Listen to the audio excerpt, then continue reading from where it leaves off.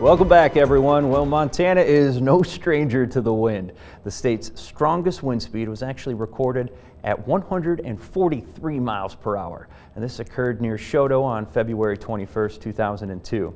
Well, in this week's WeatherWise, Chief Meteorologist Curtis Grevenitz will tell us how geography and storm track play significant roles in significant wind events here in the state.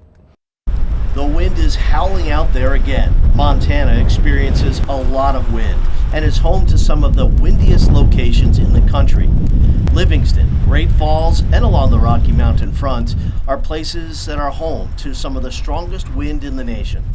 The windiest locations in the country are east of the Rocky Mountains, out across the high plains, from the Canadian border down to Mexico. As a state, Montana is high on the list, but not likely in the top 5 windiest states. Wind is simply air in motion. Air moves from high pressure to low pressure.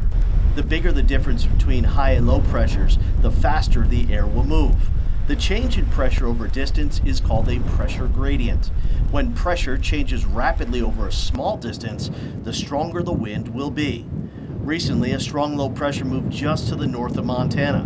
A large high pressure preceded and another large high pressure is following this storm. The mountains also contribute to wind. As high pressure pushes air into the state, the wind accelerates down the east slopes of the mountains like a bowling ball gaining momentum rolling down a slope. Montana typically sees its strongest wind storms when powerful low pressures track to the north of the state with high pressure to the south or west.